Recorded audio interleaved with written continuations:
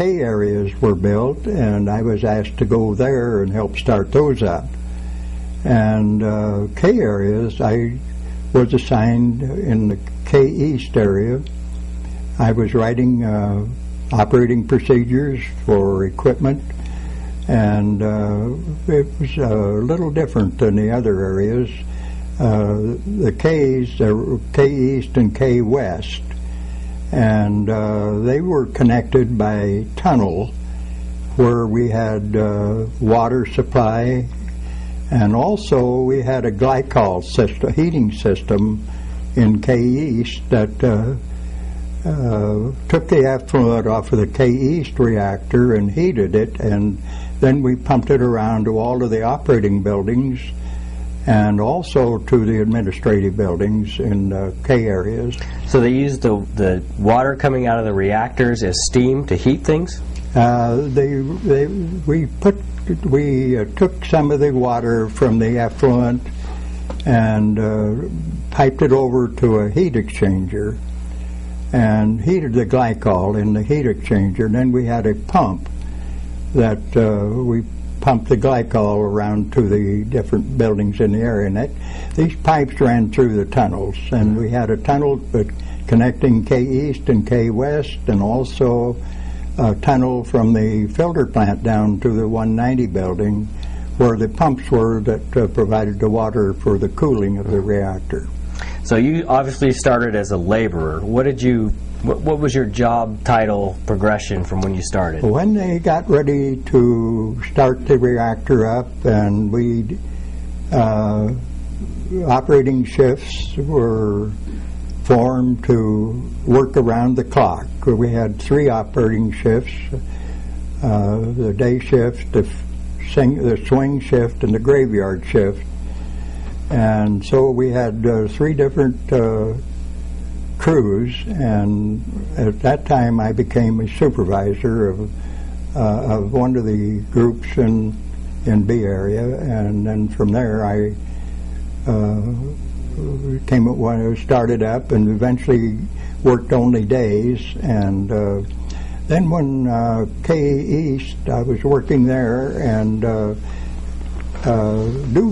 General Electric was operating the plant at that time, and their engineers designed another reactor plant, and it was called the N reactor, and it was a totally different operation. It was a dual purpose, and we not only made plutonium, but also we took the heat from the hot water from the reactor and circulated it through huge heat exchangers, and these developed steam that was transported over a fence into the WPPSS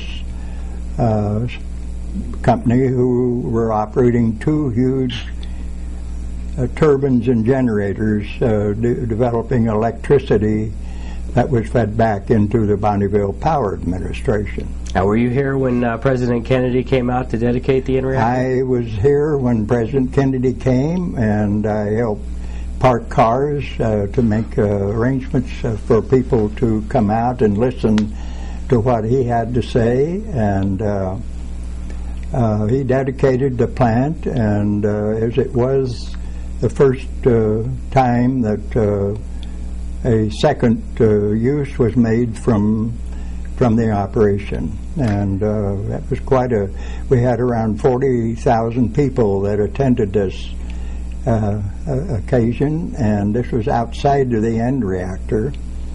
And heard it was a pretty hot day that day. Yes. Did you actually see the president? Did you look at him? I didn't get to meet him, but I did hear what he had to say. So tell me a little bit about the Tri-Cities and what it was like when you got here, and then have you watched the community grow? Well, DuPont had a system of identifying things with the alphabet. And of course, they constructed the 3 reactors, the B and the D and the F reactor. And also they were rebuilding Richland at that same time, building houses, building churches, and building businesses. And the houses were all identified with the alphabet A through Z. And churches, the first church was built was the Catholic Church, and then right across the street they built Central Church, which became a United Protestant. And this is where the United Protestant effort first was used. And that was done so they wouldn't have to build a church for every faith. But the Central was built first, and then Southside, and that was then taken over by the Baptists, and the West Side was built, and the Presbyterians took that one over. Northside Church was built, but it wasn't kept as a United Protestant Church. The church that took that over decided they would go back to their original denomination. So we just have the Central United Protestant, South United Protestant, and the West Side United Protestant. So you must have been here to see the first big grocery store and the first Sears that came to Richland, and some of the first telephones and the dial telephones and the first color TVs. When we first moved here, everything was provided for us, and they would bring the coal down and put it in the basement. We had a coal-fired furnace, and they did all the maintenance, painting, and everything, and no cost to the tenants. And eventually they decided to sell the homes back and incorporate Richland. And when they did that, then this was I think in the early 50s, and we were offered then the opportunity of buying our home. At that time, I was living in a D house on Simons, and so I bought that house, and at a very low cost, and that became our home there then. Well, lastly, Hershel, and thank you so much for this. What's your impression of Hanford now, and what would you like to see it become in the future for people like me and my grandkids? I would like to see it become a normal city, just like any other city, and I think it's heading in that direction. Once the cleanup is completed, I'm sure that we will find that the land then will be made available for other purposes, and I think that effort is in progress now. And you're confident that that'll get done? You think we have the technology and the infrastructure to clean that place up? I beg your pardon? Do you think we have the technology and the infrastructure and everything we need to clean up the site? I think we have the technology. We have technology here that can solve most anything. The robots that were built during the operation was tremendous, and they could use those to do remote things in the hot cells and in the glove boxes, and they handled small samples with this equipment, and operators became very efficient at operating them. I bet they did. And so yes, I think we have the technology to do most anything we want to here. Gary? Well, and look at me, Hershel, when Gary asks you. Oh, yeah. Okay. I was curious, you evidently grew up with pre-rural setting. What was your first impression, your first automobile? Were they in use by the time you... Well, we had, when the wife and I were married, we were very strapped as far as money's concerned, and so we used a streetcar in Denver and for about a year and a half, and then we bought our first car.